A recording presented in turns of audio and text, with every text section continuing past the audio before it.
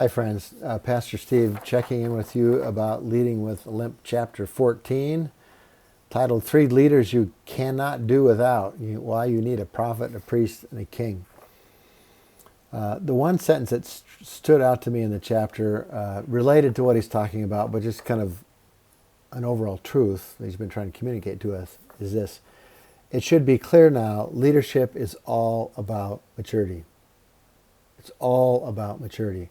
A leader's first calling is to grow, knowing that he or she is the one who has the furthest distance to mature. I honestly, when I first started out being a pastor, thought leadership was about having all the right answers, having all the skills, having enough charisma for people to follow me, and leading right through every single situation. I thought leadership was about what I did. This point in my career, I go, well, what I do as a leader really does matter, but that all flows out of who I am. And my maturity level either limits or increases the effectiveness of my leadership. So I got to grow up. And at this point in my ministry career, I understand, as I sit around a table with staff, I know myself well enough now. I know my weaknesses. So I can probably say, yeah, I need to grow as much, if not more, than anybody on my staff. Because leadership development, maturity, you never get to the end of it. There's always more to be learning. God's always working with us, refining us, teaching us. It's just very important to keep that in mind. Within that context, he talks about the three offices of leadership that the Bible talks about, which is prophet, priest, and king, and how in the Old Testament, the kingdom of Israel worked best when you had a good king, a good priest, and a good prophet. And likewise today, whether in a church or an organization or a business, if there's people who play the role of prophet, the role of priest, the role of king, and they're working together and maximize what the other has to offer, things are great. If not, things get hard really fast. So king, he describes as the king. The king role is the person who creates this life-giving structure. And the king has the core go-to strength. So in terms of uncertainty and danger being faced, the king steps in and knows what to do and set things that this is what's happening, this is what we're going to do. King can handle crisis, he can have complexity. And when the people are anxious, so what's going to happen? The king says, no, it's fine. I'm the king. This is what we're going to do. It's going to work out fine. And the king guards the kingdom. So the king is not going to keep anybody around who is dead weight or is working against the kingdom. So in the business world, for instance, the king will not hesitate to confront discipline and or fire, because the kingdom is what matters. And the king sets that direction, gives the structure to keep things going on well. The priest creates meaningful connections. The priest is all about community, and the community working together and being good relationship and giving the community a vision. Oh, this is why we do belong together, and this is our purpose, and we're moving forward together, and the priest helps us work together as a group. Very, very important. And kings and priests can work really well together, kind of an alliance. The king sets the direction, says this is the structure we're going to use, and the priest says, that's great.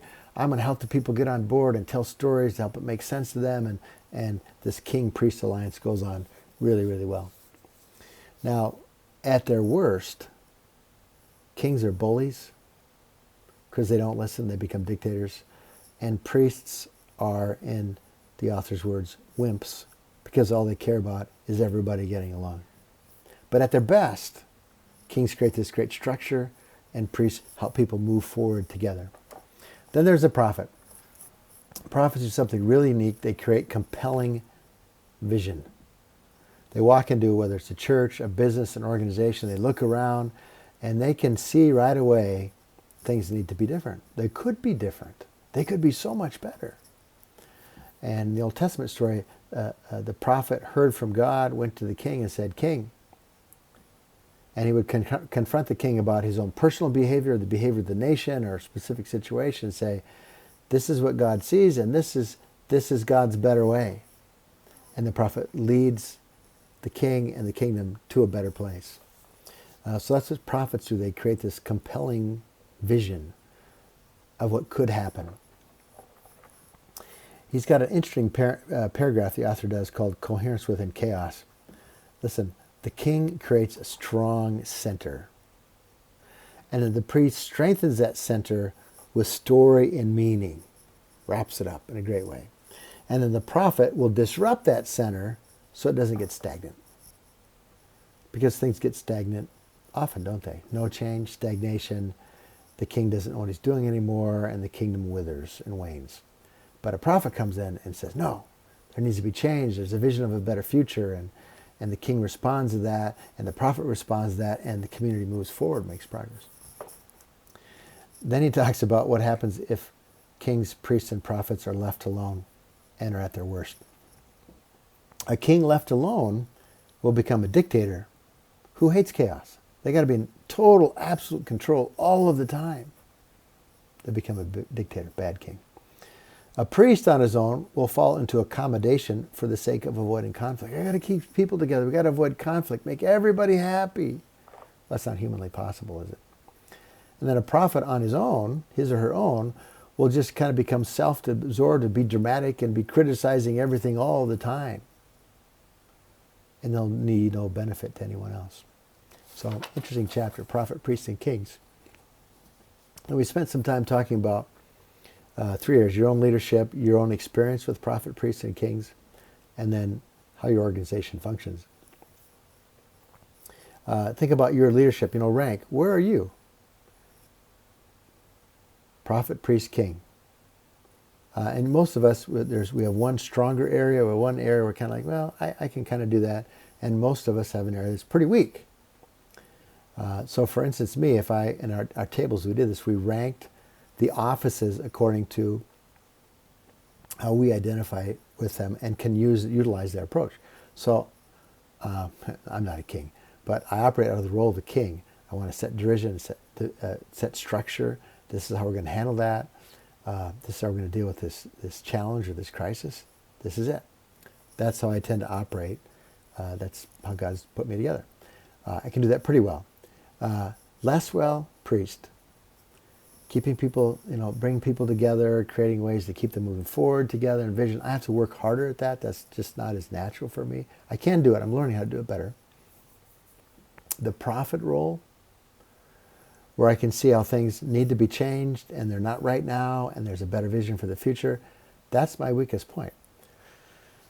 So what that's meant for me over the years is I've learned that particularly when priests I don't understand why this is so important for you to do this community building stuff. And no, it really does matter. I need priests to help me out. And I really need prophets to help me out. Because on my own, I can get stuck and not change when change is actually really needed. And so I've actually learned when someone who operates more out of the role of a prophet comes and talks to me, internally, I will not like it and I will feel resistance rising up. But I push that down and go, no, Steve, you need prophets in your life because you're not one and you need one to continue to do well as a king. Otherwise, I'm going to be in trouble. So we think about where you're at, prophet, priest, king. Where's your strong point, your middle point, probably your weak point, and think about how that affects you in your organization or your workplace. Then we talked for a while about the experience that we've had with prophet, priests, and kings. I mean, have you had a king in your life who did a great job? They set good direction. They listened to prophets. They employed the gifts of priests, and things just went well. They were just a good king. Or have you experienced a king who just became a dictator? They wouldn't listen to priests or prophets, and they just wanted to be in control and micromanage. And unfortunately, over the years, I've heard stories of people who've encountered bosses like that. They're just kings gone bad, kings who didn't grow up. Or we talked about, if you had a priest in your life who was great, they connected with other people, they gave you a vision for why you were there and what you were doing, and they brought you along with them. Or maybe you've had someone in your life who operated as a priest and they just wanted to keep people happy. Could never confront, no real sense of vision, just keep people happy, keep people together at all costs. It's not good. Or you can talk about a prophet who, in your life, they disrupted a status quo. that really needed to be disrupted. And they help lead you into a new future. And without them, things wouldn't be as well at all. Hopefully you've had that experience. Or maybe you've had experience with a prophet who hadn't quite grown up yet. And they just disrupted. They just caused problems. And you just wanted to push them away because they didn't. It's okay to disrupt the status quo if there's a new vision for a better future, but just to disrupt it. So you probably had a little bit of all those different flavors of kings and priests and prophets in your experience. We just talked about that around the table. And then the third one was, do you see the value, you personally, what you're at, what you're doing, the value of having each of these roles represented in your organization? King, priest, or prophet. And part of the honesty about this is you have to realize that if you're really strong in one or more of the others is going to irritate you or be hard for you. And what does it mean that you go, I actually need that role, even though it's hard for me to relate and be comfortable with. I need that role in the organization. And then how does that affect how you express yourself and how you work with people? Good chapter, maybe a chapter to reread and rethink about.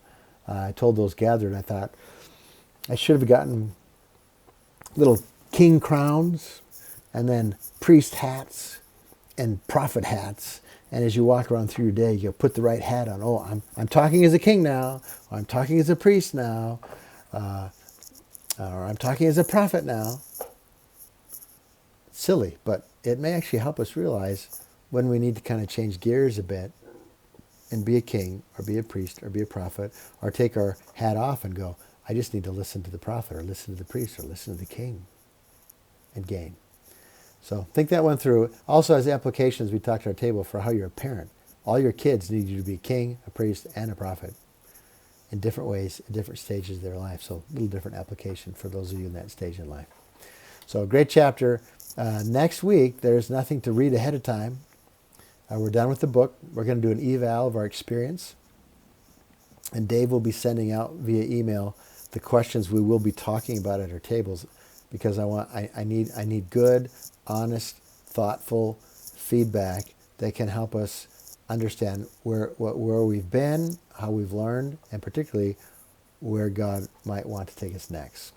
So catch those questions and come prepared to talk. Thanks for that.